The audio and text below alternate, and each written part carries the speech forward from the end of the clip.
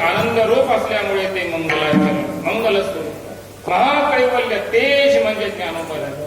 महाकैवल्य तेजा, महाकैवल्याचं तेज आनंद रूप आहे. यो वै भूमा तत्सुखम.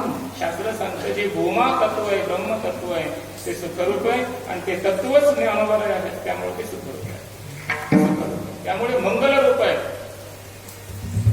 आरती तुकाराम स्वामी सद्गुरु धाम. पुढं काय?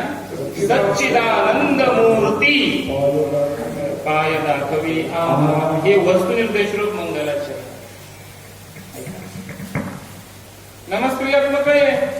नमो ज्ञानेश्वरा, नमो ज्ञानेश्वरा, निवृत्ती उदारा सोपानंदे.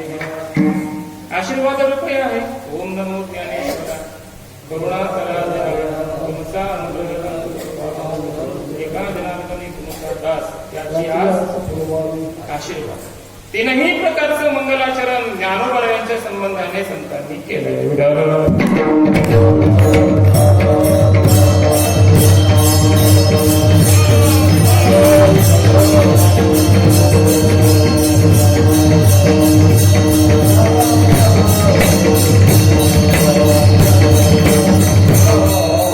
नाही म्हटले देवाचं नाव मंगल आहे.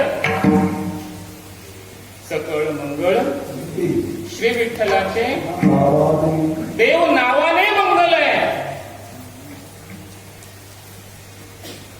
कारण देवाचं नाव घेतलं की इष्ट प्राप्ती अनिष्ट निवृत्ती होते, याला मंगल म्हणतात. मंगल होणं म्हणजे काय?